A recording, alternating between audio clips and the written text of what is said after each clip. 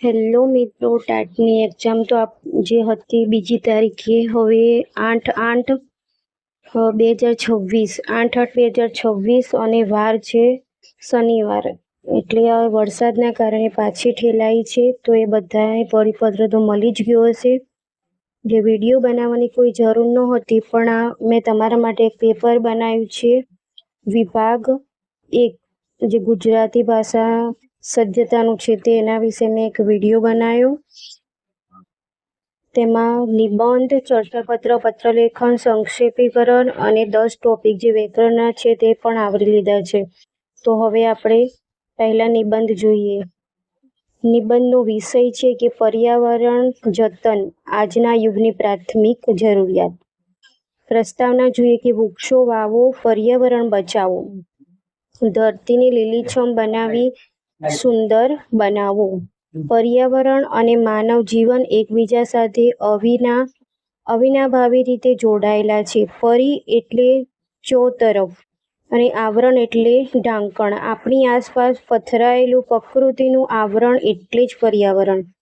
વર્તમાન સમયમાં વિજ્ઞાન અને ટેકનોલોજીની ક્ષેત્રે માનવીએ સાધેલી આંધળી દોટને કારણે પર્યાવરણ સમતુલા ખોરવાઈ ગઈ છે. આજના યુગમાં પર્યાવરણ જતન કરવું એ માત્ર શોખ કે પ્રવૃત્તિ નથી, પરંતુ માનવજાતના અસ્તિત્વ માટેની પ્રાથમિક જરૂરિયાત બની ગઈ છે. વર્તમાન સમસ્યાઓ અને પ્રદૂષણનો અતિરેક. આજના આધુનિક અને ઔદ્યોગિક યુગમાં પ્રદૂષણે ભયાનક સ્વરૂપ ધારણ કર્યું છે. શહેરીકરણ અને ઇન્ડસ્ટ્રીયલાઇઝેશનના નામે લાખો વૃક્ષોનું નિકંદન કાઢવામાં આવ્યું છે. કારખાના, વિષેલા રસાયણો અને ધુમાડાને કારણે હવા, જળ, જમીન પ્રદૂષણ થઈ રહ્યા છે. પ્લાસ્ટિકનો અનિયંત્રિત વપરાશ પૃથ્વી માટે કેન્સર સમાન સાબિત થઈ રહ્યું છે. આ પ્રદૂષણના પરિણામે આજે ગ્લોબલ વોર્મિંગ,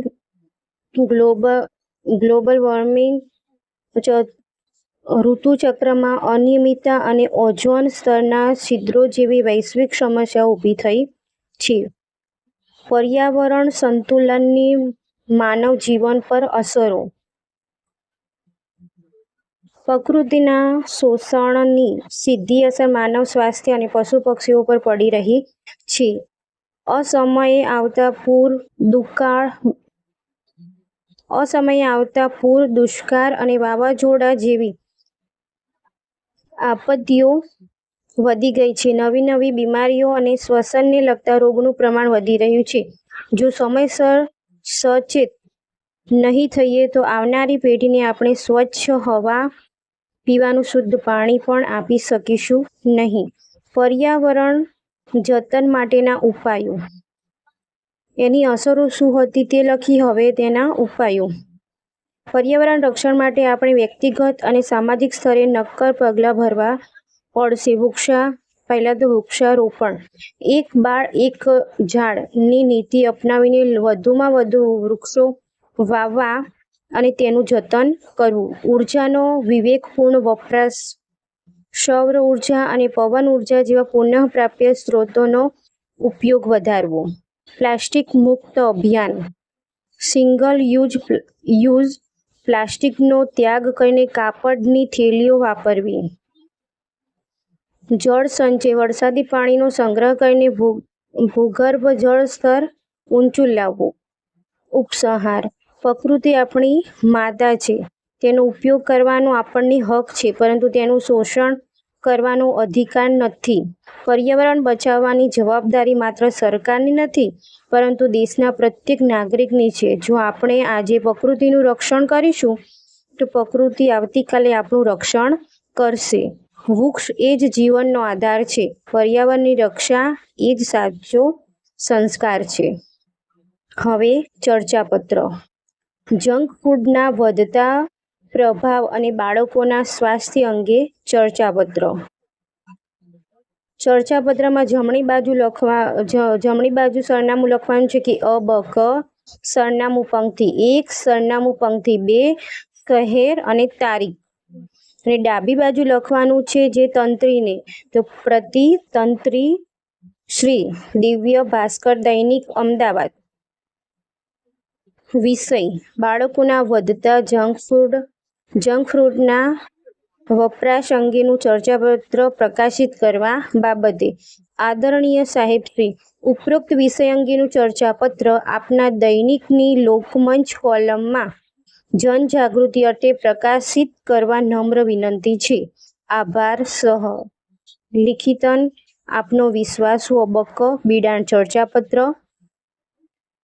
અને હવે એક આડી લીટી કરીને ચર્ચાપત્રનું શીર્ષક આપવાનું છે કે ઝેર બની રહેલું જંક ફૂડ, બાળકોના ભવિષ્ય સામે લાલ બત્તી. આજના આધુનિક યુગમાં બાળકો અને યુવાનોમાં પેકેટ્સ અને જંક ફૂડ ખાવાનું પ્રમાણ ખૂબ જ વધી ગયું છે. પ્રોસેસ્ડ ફૂડ, કોલ્ડ ડ્રિંક્સ અને મેદાની વસ્તુઓમાં પૌષ્ટિકતાનો અભાવ હોય છે, જેના કારણે નાની ઉંમરમાં જ બાળકોમાં સ્થૂળતા, ડાયાબિટીસ અને એકાગ્રતાનો અભાવ જેવી ગંભીર સમસ્યાઓ જોવા મળે છે. વાલીઓ અને શાળાઓએ સાથે મળીને બાળકોને ઘરના પૌષ્ટિક ખોરાક તરફ વાળવા પડશે. શાળાઓની કેન્ટીનમાં જંક ફૂડ પર પ્રતિબંધ મૂકીને ન્યુટ્રિશિયસ આહાર પૂરો પાડવો વર્તમાન સમયની મોટી માંગ છે. જો ચર્ચાપત્ર થોડો લાંબો લખવાનું છે, અહીંયા મેં ટૂંકો કરી દીધેલું છે, પણ તમારે લાંબો થોડો રોગો વિશે ને એવું બધું અંદર લખવાનું, પેકેજ વિશે ને, એટલે લાંબુ થઈ જશે લખાણ. આપનો વિશ્વાસુ અબક્ક એક જાગૃત નાગરિક. હવે ઔપચારિક પત્ર છે. ત્રીજો પોઈન્ટ વિષય છે તેનો વિસ્તારમાં રોગચાળો ન ફેલાય તે માટે સફાઈ કામગીરી કડક બનાવવા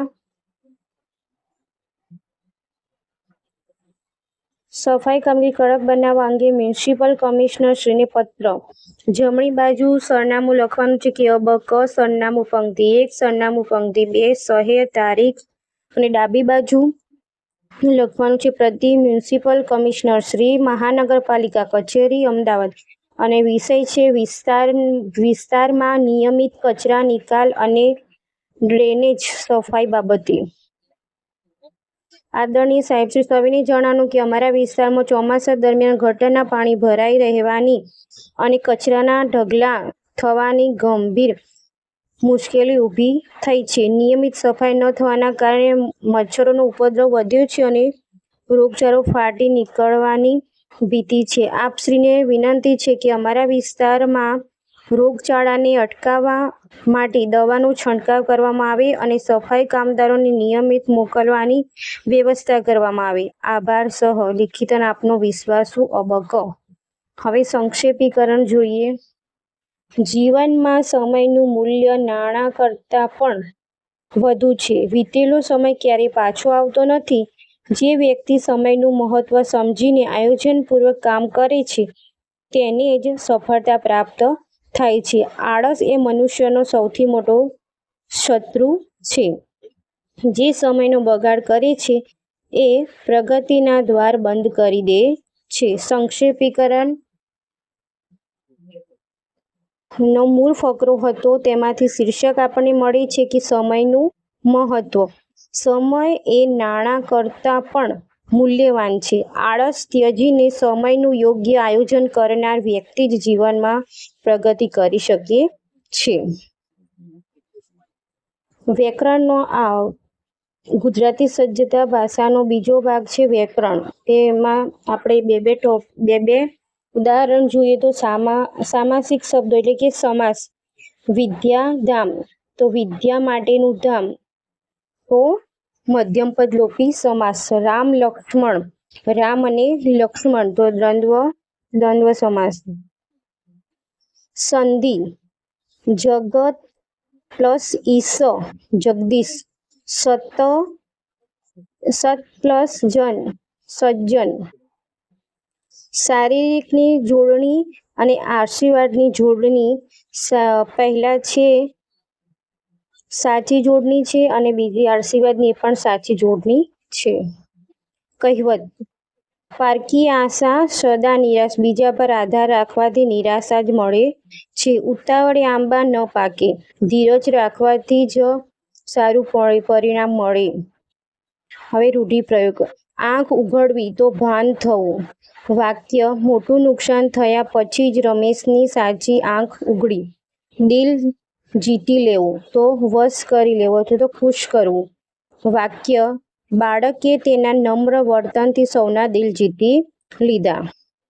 શબ્દ સમૂહ માટે એક શબ્દ: જેનો કોઈ શત્રુ નથી તે અજાત શત્રુ. તિથિ નક્કી કર્યા વગર આવનાર અતિથિ. જો આ એકદમ સહેલા છે શબ્દ સમૂહ, પરંતુ આપણે જે પરીક્ષામાં લખતા હોઈએ ત્યારે જોડણીનું ધ્યાન રાખવાની છે. જોડણી ખોટી હોય તો પણ આપણને આ માર્ક્સ કપાઈ જતા હોય છે. કે તિથિ નક્કી કર્યા વગર આવનાર તો અતિથિ, તેની જોડણી પણ જોઈ લેજો.